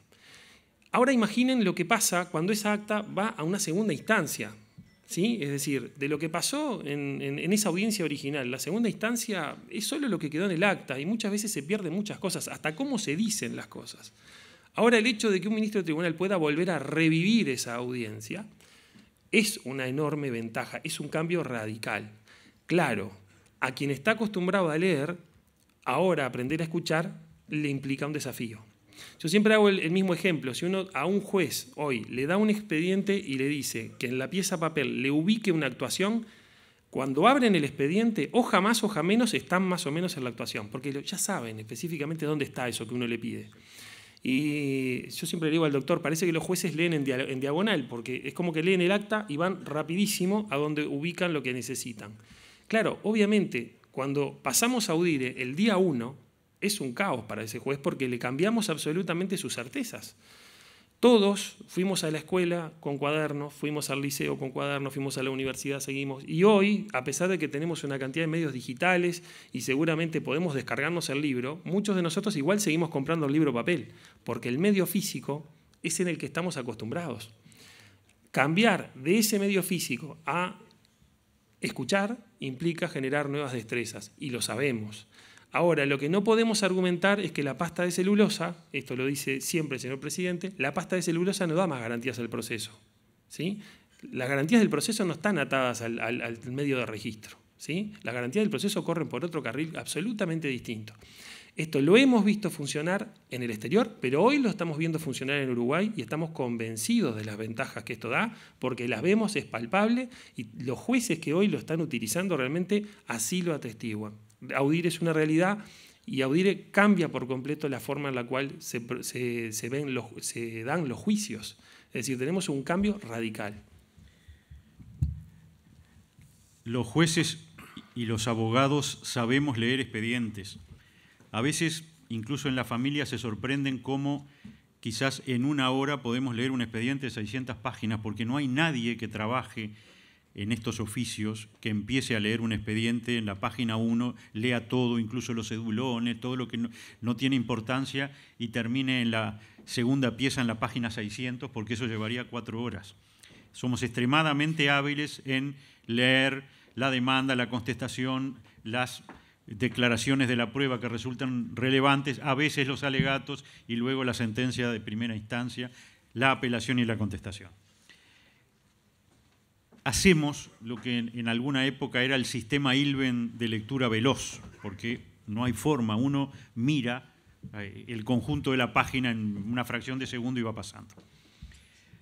La principal resistencia que hemos encontrado, sobre todo en la segunda instancia, es: pero el juicio duró 5 horas, vamos a tener que sentarnos aquí los 3 ministros con café, con té, con Coca-Cola Light, que es lo que yo tomo, 5 horas a escuchar el juicio, que sería el parangón a lo que no se hace nunca, que es empezar a leer el expediente en la página 1, leer la 2, la 3, la 4 y la 5. Siendo que, por ejemplo, todos tenemos Netflix, no es para pasar el aviso, que si uno para la película y luego vuelve a los 2 días, empieza en el minuto 54 con 32 segundos, donde uno la dejó. Nadie mira la película de nuevo para llegar ahí, sino que ya Netflix lo tiene preparado. Y si se borró por alguna cosa, uno más o menos se acuerda dónde estaba, hace el avance rápido y empieza en el minuto 54. Aquí se ponen marcadores para que no sea necesario escuchar todo el audio, menos aún desgravar. Ahí nos salvamos los árboles, evitamos escribir y luego, pero sí hay programas que permiten desgravar. Entonces, bueno, grabamos todo en audio y cuando llega la alzada volvemos a pasar todo a papel. Y hacemos como los programas tienen un porcentaje de error, luego ponemos a algunos funcionarios a corregir la desgrabación para poder mirarlo en papel. Los chilenos, nuestros hermanos chilenos que llevan más de 10 años de experiencia con esto, para empezar, retiraron las impresoras de los juzgados para que nadie pudiera imprimir, para que a nadie se le ocurriera desgrabar e imprimir. Hay que desarrollar la destreza. Si me interesa saber lo que el fiscal dijo, va a estar, y bueno, pero el fiscal habla en el minuto 32, 24 segundos, empiezo allí. Me interesa el testigo tal, va a estar el marcador donde empezó a declarar el testigo, y lo único que hay que escuchar es aquello que a uno le interesa, como lo único que leemos en la cultura de la pasta de celulosa es aquellas páginas que nos interesa leer. Hay que acostumbrarse al cambio, y sí hay que acostumbrarse al cambio. Pero no nos hemos acostumbrado todos a los cambios. Yo, cuando pusieron el primer teléfono en mi casa era de disco, aquellos negros pesados, y ahora todos estamos acostumbrados a estas cosas. Había que ir a juzgados a veces mal iluminados, tapados de papeles, a ver si a uno le informaban algo en baranda. Ahora tenemos una aplicación Poder Judicial que a los abogados les informa y les hace el aviso de cuando los expedientes que están siguiendo se mueven. Hay que acostumbrarse a la tecnología. Nos hemos acostumbrado en los ámbitos de nuestra vida personal. ¿Por qué sería tan difícil hacerlo también en esta modalidad procesal? Y algo muy importante, porque el presidente recién lo comentaba, el camino errado sería tener un sistema que lo que intenta es cambiar el medio de trabajo e intentar desgravar, ¿verdad? Y terminar teniendo, obviamente, la transcripción, porque volveríamos a lo mismo. Es como cuando, me acuerdo que hace muchísimos años, también en un evento donde hablábamos con la Suprema Corte de Justicia de otro país que había implementado el expediente judicial electrónico, y le preguntábamos, bueno, ¿cuál había sido la experiencia? ¿Cuál era la opinión de los ministros de la Corte? Y me acuerdo que una ministra decía, es fantástico el expediente electrónico porque ahora todos nos podemos imprimir una copia. Entonces, allí es donde está lo que no tenemos que hacer, ¿verdad? Si es expediente electrónico, es electrónico. Es decir, si imprimimos 5 copias, es decir, bueno, además de que no se va a salvar un bosque, no estamos transitando el camino que queremos transitar. Finalmente, queremos hacer una reflexión sobre lo que va a suceder también desde el punto de vista pericial. Para nosotros es una preocupación en el Poder Judicial. Entendemos que allí va a haber un área conflictiva, obviamente porque entendemos que va a haber un crecimiento de la demanda de pericias. Estamos poniendo especial atención en este tema con Fiscalía. Obviamente sabemos que ese es un área compleja, pero es un área además donde nos puede llegar a traer muchos inconvenientes el hecho de que los peritos necesitan terminar estando en audiencia. Porque obviamente una cosa es, hoy hacemos las pericias y se entrega el informe pericial y ese informe no se cuestiona y el perito, salvo casos muy excepcionales, no debe concurrir a la audiencia. El hecho de que nosotros ahora tengamos que los peritos están en la audiencia nos impone un cambio muy importante desde el punto de vista de los recursos. Ese es un factor que queremos mencionarlo porque entendemos que es una de las áreas que, como decíamos hoy al inicio, vamos a tener que mirar con mucha atención y quizás era un tema a revisar de futuro. Y además el hecho de la logística final de la implementación. Y con esto concluimos. Nosotros no tenemos 2 infraestructuras, o sea, una para el nuevo código y otra para el código actual. No tenemos 2 tipos de edificios, algunos que están vacíos esperando a que mudemos la gente y empecemos a trabajar con los códigos. Nosotros tenemos que hacer todo el cambio de la infraestructura funcionando hoy la justicia penal tal como está funcionando y luego nosotros a las 12 de la noche del 16 de julio vamos a tener que además agregar ahora el nuevo código.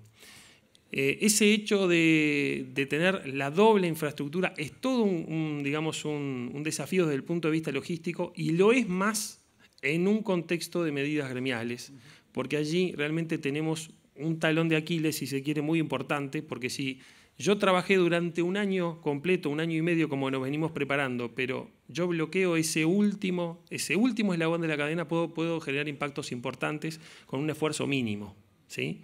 Y simplemente lo dejamos planteado allí porque no es que hoy tengamos un problema concreto y cuantificado, pero lo que decimos es, allí tenemos un potencial problema, independientemente de la voluntad de la Corte de que el 16 de julio vamos a estar con código.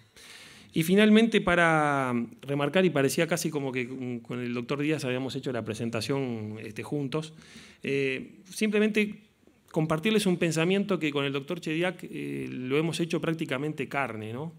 Los seres humanos nos sentimos a gusto lidiando con viejos problemas a pesar de ser problemas, que experimentando con nuevas soluciones. Y esto está en nuestro ADN y entendemos que allí está la base de los problemas que puedan surgir con el CPP. Todas las cosas son perfectibles, todas las cosas son mejorables, ahora tenemos que partir de una actitud correcta. Si nosotros vamos a resistir el cambio, no hay solución, por mejor que sea esta, que nos venga bien. Entonces, tenemos que asumir que este cambio va a doler en cierto sentido porque nos duele el cambio. Y por otro lado, por supuesto, vamos a estar disponibles y abiertos a hacer mejor las cosas que haya que mejorar. Pero tenemos que estar conscientes de esta realidad porque obviamente el 17 de julio, ya el otro día, seguramente vamos a estar en los titulares, pero de eso ya estamos acostumbrados. Doctor, palabras finales. Ratificar. Hemos tratado de trabajar en el manejo de las expectativas. Estamos todos tratando de que no se generen expectativas desmesuradas, sobre todo por estas realidades. No solo las dificultades objetivas de la transición, sino nuestra actitud mental, nuestra desconfianza hacia los cambios va a hacer que se exageren en los primeros meses, a veces quizás el primer año, se exageren los problemas de la transición. Uno pensaría que como aquellos platos de vidrio llamados Durax, que el aviso decía que se venden solos, este código se vendería solo. La realidad demostrará que va a haber resistencias, muchas de ellas infundadas, pero reiterar lo que los tres hemos dicho. La reforma es inevitable, el Uruguay la tiene que hacer, el Uruguay se merece esta democracia sólida que gracias a Dios todos disfrutamos, se merece un proceso penal acorde y no estar sometido a el ojo de organismos internacionales que cuando quieran sancionarnos lo van a hacer sin ningún problema porque les estamos dando un flanco muy importante. Muchas gracias. Gracias.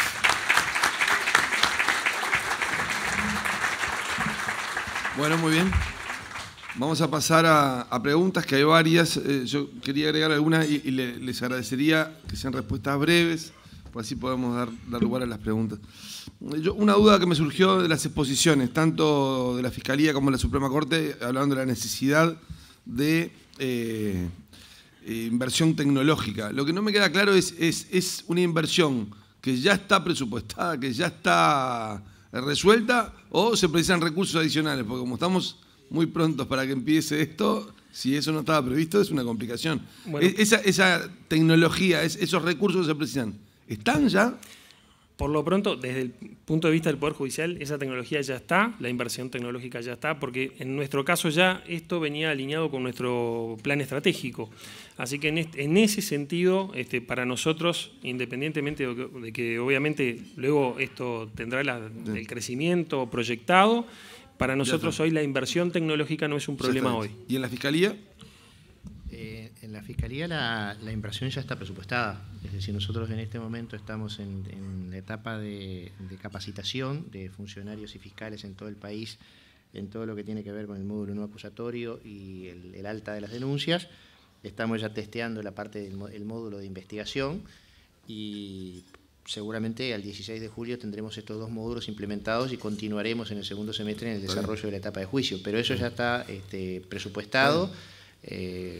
Las empresas están trabajando, no es necesario un refuerzo presupuestal en esta línea. De la forma que lo habían planteado, que decían, esto va a requerir, me hacía pensar si estaba previsto o no estaba previsto. Ya requirió. Está bien. Uno sabía que se hicieron se destinaron recursos para esto, el tema si habían sido necesarios. Lo otro es la fecha del 16. No, complementando, está operativo en la mayoría de los juzgados civiles de Montevideo. En el viejo edificio de La Honda, hoy Palacio de Tribunales, el Audire está operativo, no es una experiencia de futuro. Ya lo del Audire sí, pero como ambos hablaron de que esto va a requerir una inversión en tecnología, es si esto va a requerir más de lo que ya está dispuesto. Pero creo que está respondido. Una aclaración que me interesa, o un agregado que me interesa remarcar. En el caso de la Fiscalía, que nosotros partimos el año pasado con prácticamente inversión cero, o sea, empezamos de cero el desarrollo tecnológico, esto ha sido posible gracias primero obviamente a los recursos presupuestales asignados, a los técnicos de la Fiscalía, pero me interesaba remarcar especialmente el proyecto y la colaboración de los técnicos de la OPP, que están trabajando con nosotros desde hace más de 1 año y medio diariamente, y que creo que es importante señalarlo porque sin ese aporte, sin esa colaboración, para nosotros hubiera sido imposible llevar adelante este proceso. Y además remarcar, y esto que no se ha tomado como se dice tradicionalmente, como un chivo, sino remarcar la cooperación de Antel en todo lo que tiene que ver con la conectividad de las sedes de las fiscalías de todo el país y su instalación en el data center, que es la única manera de tener una red segura que permita, estamos hablando de datos muy sensibles, y hemos tenido la cooperación de los técnicos de Antel. Quería agradecerlo públicamente porque me parece que es de orden. Está bien. El 16 de julio es la fecha que está dispuesta en la ley para que comience. Pero en el Senado de la República hay un proyecto que se está discutiendo con cambios. Lo que requiere que se vote en comisión, que se vote en plenario, que pase a diputados, que se vote, que se promulgue. Si eso no llega a tiempo, o sea, primero, en ese proyecto, ¿ustedes creen que hay que poner una postergación de algún tiempo del inicio de la reforma o no? Y segundo, ¿y si ese proyecto no se aprueba, qué pasa? Difícil pregunta.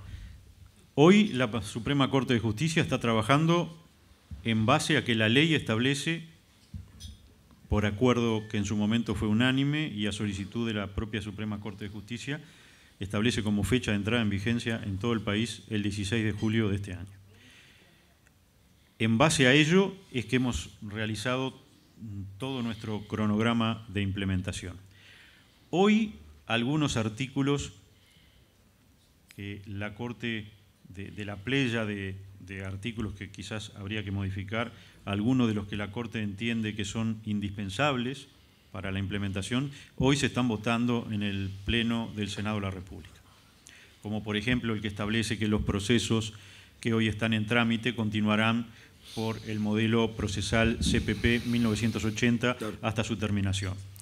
La eliminación del mecanismo que hoy hablábamos de la libertad condicional, de la suspensión condicional de la ejecución de la pena, la norma de desempapelamiento, que en realidad va a permitir archivar en algunas situaciones donde existen condenas, pero no son hallados los condenados porque están cumpliendo la pena en libertad. Bueno, una norma que permitirá en determinadas circunstancias al 50% del transcurso del plazo de prescripción archivar los expedientes, a los efectos de que nos dediquemos a los expedientes vivos, sí, de que el papel viejo no obstaculice el proceso en realidad. Esas normas se estarían votando en el Senado de la República en el día de hoy, luego quedará el tránsito en la Cámara de Representantes. Pero sí señalar que el Parlamento está cumpliendo con la voluntad que nos expresara a ambos en el sentido de dedicarse con todas sus fuerzas y en plazo breve a aprobar estas reformas.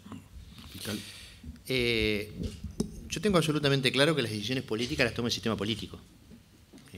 Por tanto, la decisión política hasta ahora es de que el 16 de julio comienza a regir en todo el país el Código de Proceso Penal y como institución tenemos la obligación de trabajar con ese horizonte. Le hemos planteado al Parlamento Nacional, como es público y notorio, algunas modificaciones y ajustes que nosotros consideramos son imprescindibles para que sea funcional, es decir, para que no se generen disfuncionalidades. Cada vez que se aprueba, o sea, en todos los procesos de reforma a nivel de América Latina, una vez que se implementa, se entra en vigencia, se produce lo que el profesor argentino Binder llama el duelo de prácticas. Las viejas prácticas luchan por subsistir, o sea, buscamos la vuelta para seguir haciendo lo mismo de la misma manera, y ahí aparecen impresiones de expedientes electrónicos, por ejemplo, cuando en realidad claro, lo que debería... y las nuevas prácticas luchan por imponerse. Ese duelo de prácticas, lo que nosotros debemos tratar de prever en lo posible, es solucionar los problemas antes que se generen. Por ejemplo, en el tema de la grabación del audio.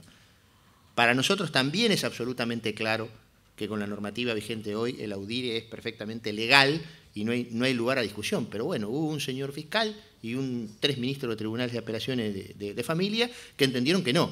Entonces la norma tiene que estar absolutamente clara de forma tal de no generar disfuncionalidades. En la interpretación. Exactamente. Entonces, esos ajustes hay que hacerlos. Lo de la libertad condicional y la suspensión de la ejecución de la pena es absolutamente imprescindible porque si no se genera impunidad. Y eso es lo que nadie quiere. Esos institutos son sustituidos por otros que funcionan previamente, como la suspensión del proceso a prueba, y no tienen nada que ver con esto. Y nosotros hemos incorporado algún elemento más que a nuestro juicio es imprescindible, que es el proceso adolescente, por la sencilla razón de que en este proceso, que es más garantista que el que está vigente hoy, no podemos tener un sistema más garantista para los adultos que para los adolescentes. Pero además, porque se van a generar disfuncionalidades si no sustituimos, porque cada vez que haya un delito cometido por un adulto y un adolescente, la policía le va a tener que informar al juez de adolescentes por el adolescente y al fiscal. Vamos a tener 2 directores de la investigación, lo cual genera dificultades prácticas que hay que solucionar. O peor todavía, le vamos a tener que decir a la víctima, a los testigos y a los aprensores que vayan a declarar al juzgado de adolescente y que luego vayan a declarar al juzgado de adulto por el adulto. Es decir, vamos a hacer un doble proceso. En el proyecto que está a estudio del Parlamento lo que se hace es unificar, respetando obviamente las especificidades del derecho penal juvenil, el derecho adolescente, pero unificar en un único proceso, con un único juez, y evitamos esa duplicidad. Esas son algunas de las cuestiones que nosotros pretendemos, que no son estructurales, por decirlo de alguna manera, pero que sí apuntan a evitar disfuncionalidades. Yo comparto con lo que dice el presidente de la Corte, que el Parlamento está trabajando a marcha forzada para tratar de resolver estos ajustes antes del 16 de julio. Eso nos consta. Ahora, lo del principio, las decisiones políticas las toma el sistema político. Nosotros institucionalmente nuestra obligación es estar prontos para el 16 de julio. Y estamos prontos. Como decía hoy el presidente de la Corte, evidentemente no vamos a tener previsto hasta la última solución del último problema, pero estamos en condiciones de hacer una presentación decente, creo que fue la palabra que usó el presidente en otra oportunidad. Bueno, hay varias preguntas que llegan a través del WhatsApp, el número 092 00200 092-000-200. Al fiscal Jorge Díaz, ¿no cree que el proceso penal por jurado sería aún más garantista? A ver, la Constitución de la República establece los juicios por jurado, le da la facultad al legislador de establecer el juicio por jurado. En el Uruguay existieron los juicios por jurados hasta, no recuerdo el año, pero todos sí recordamos el famoso crimen de la ternera, el 34, que ameritó que se eliminaran los juicios por jurado, porque en ese caso hubo un caso, porque ahora hablamos de corrupción, bueno, fue un caso de corrupción donde se compró un jurado para absolver a un acusado por un delito de homicidio. A ver, es una discusión interesantísima que podemos dar desde el punto de vista académico, desde el punto de vista práctico, pero me parece que no es esta la instancia. La posibilidad, el constituyente la previó, el legislador la puede usar cuando le parezca pertinente y, bueno, cuando se plantee la discusión con muchísimo gusto. Pero ahora tenemos otras urgencias, digamos. Está bien. Vamos con otra pregunta, y la responden ambos. Dice, con las modificaciones a implementar, ¿no se generaría un desequilibrio sustancial entre la Fiscalía y el abogado defensor? Nosotros entendemos que no.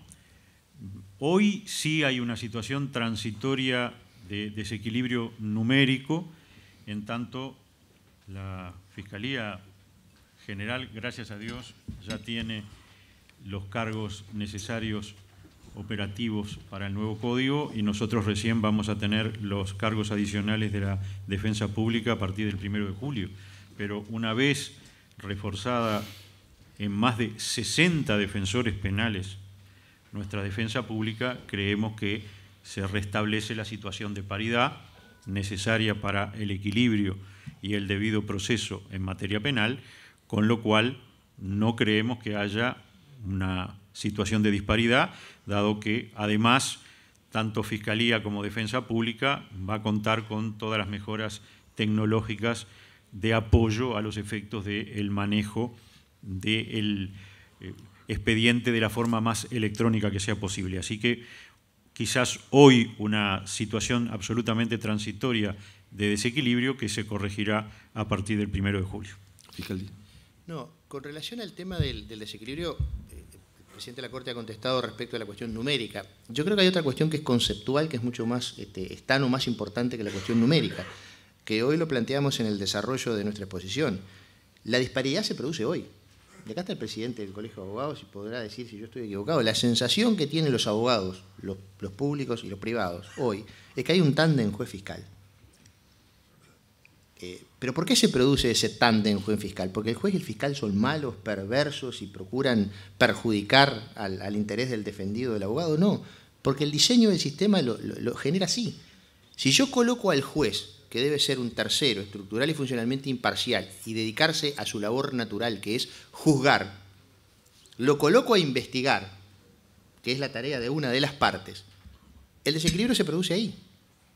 Entonces, por el contrario, en el nuevo sistema, lo que se va a restablecer es precisamente la igualdad de partes o el sistema adversarial. Voy a tener a un fiscal con la autoridad policial desarrollando una investigación y se entiende que tiene un caso acusando, al defensor defendiendo y al juez juzgando. O sea, más que producirse una distorsión, yo creo que se genera la igualdad que hoy no existe entre las partes. Hay una pregunta que creo que la respondieron, pero está la duda y vale la pena que quede claro. ¿Qué pasa con los juicios en curso? Hoy se está aprobando en el Senado de la República y esperemos que en pocos días haga lo propio la Cámara de Representantes, la norma que aclara que todos los procesos en curso hasta el 15 de julio del año 2017 continuarán por el procedimiento actual, que básicamente es el procedimiento del Código del Proceso Penal de 1980. Además, se va a evitar, porque esa fue la buena experiencia del Código General del Proceso de 1989, se va a evitar donde sea posible que coexistan en la misma sede ambos procesos. Por lo cual, ya la Suprema Corte de Justicia tiene dispuesto que 8 juzgados penales de Montevideo recibirán la totalidad de los expedientes que estén en trámite hasta el 15 de julio. Quizá no los recibirán el 16, por las medidas gremiales legítimas distorsivas que hemos señalado, pero sí los terminarán recibiendo y los tramitarán hasta su finalización.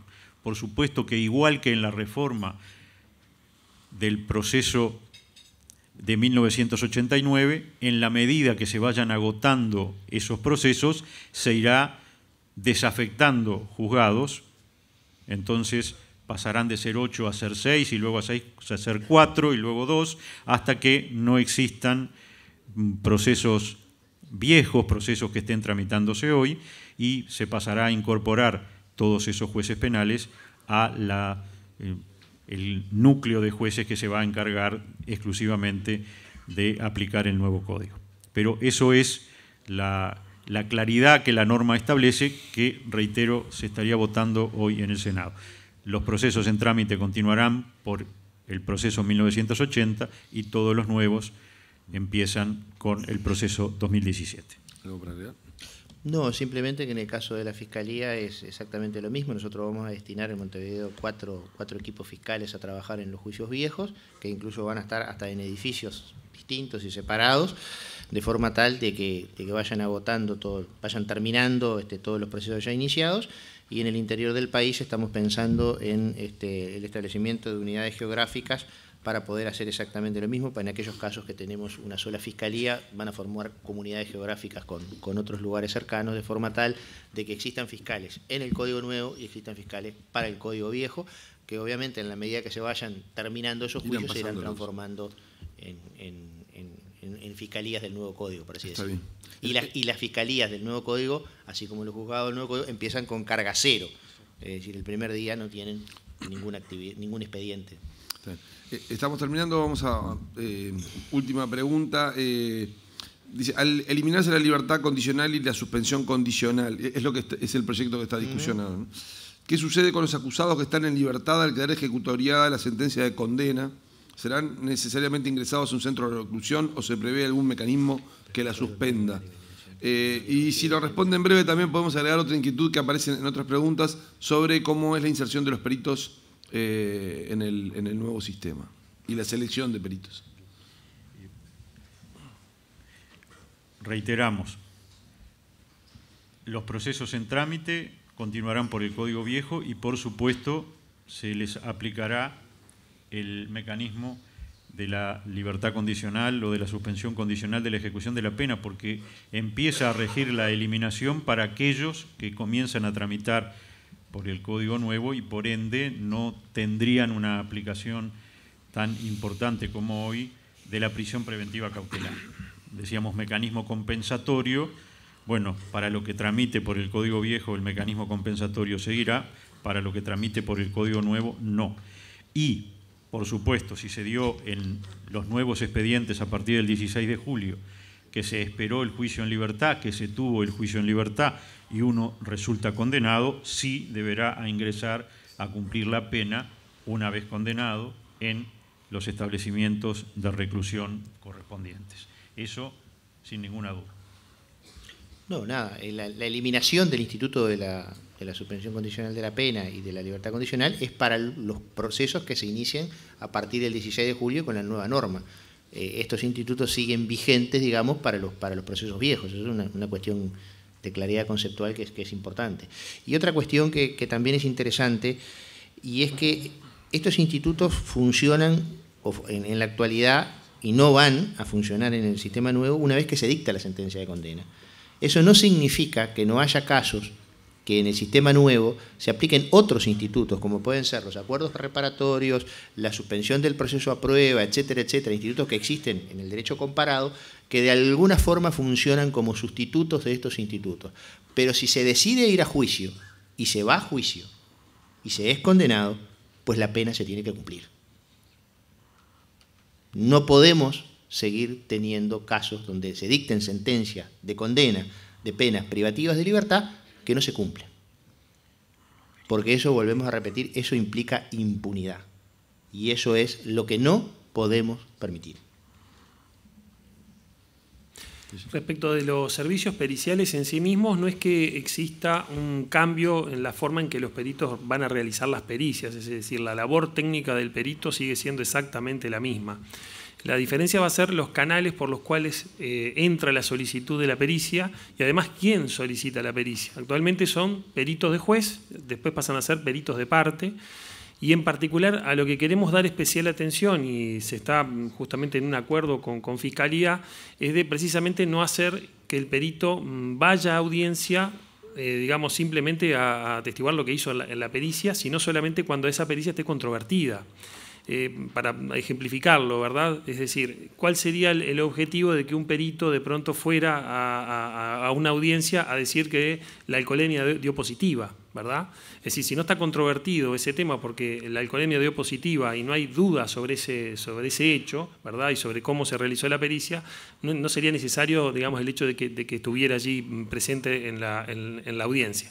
Pero básicamente no tenemos cambios en cómo van a realizar su labor técnica los peritos. Lo que sí tenemos cambios es obviamente en la forma estructural en la cual entran cada uno de los pedidos para precisamente cuidar el uso de esos recursos técnicos escasos y además darle realmente el uso adecuado y no tenerlos en una audiencia simplemente de pronto para que después cuando, digamos, se pregunte y diga si hay alguna pregunta y diga no hay ninguna pregunta, no se va, y lo tuvimos ahí de pronto 1 hora y media esperando la audiencia a ver si alguien iba a hacer una pregunta sobre la pericia, ¿verdad?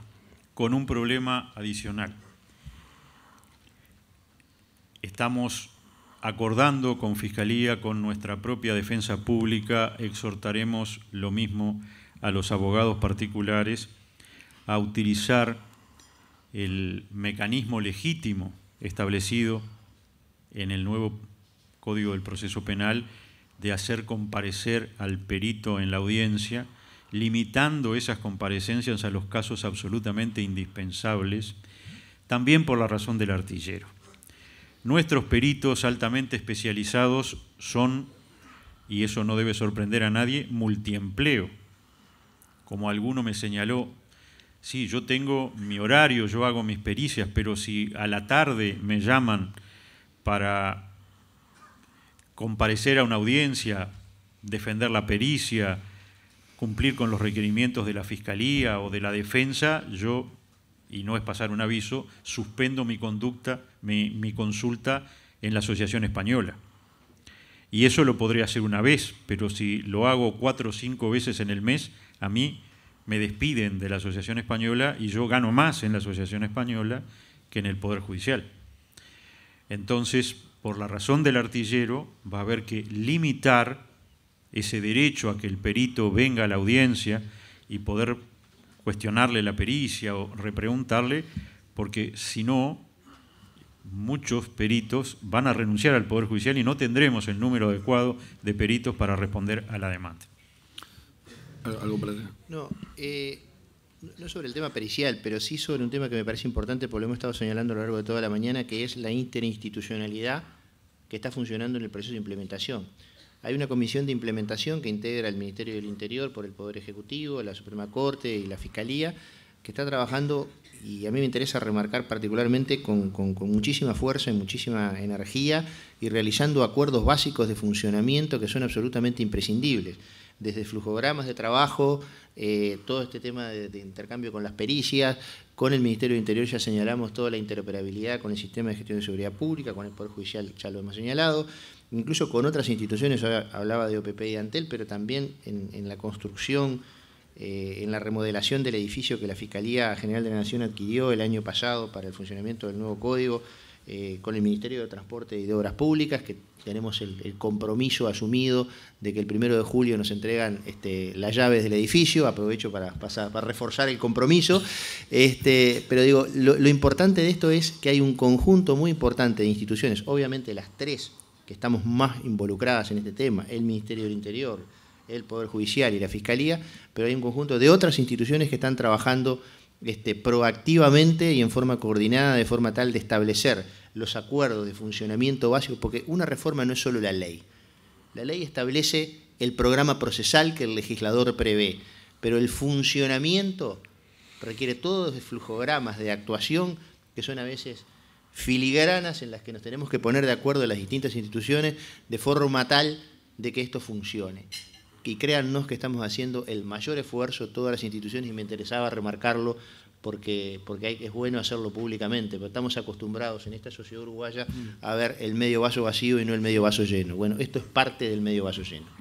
Bueno, muy bien, muchas gracias a los expositores, muchas gracias al público. Excelente, muchísimas gracias a Nelson, que ha conducido este desayuno de trabajo, también a nuestros invitados y por supuesto a todos ustedes. Que tengan muy buena jornada. Nos volvemos a encontrar en los próximos eventos de la Asociación de Dirigentes de Marketing del Uruguay. Buen día.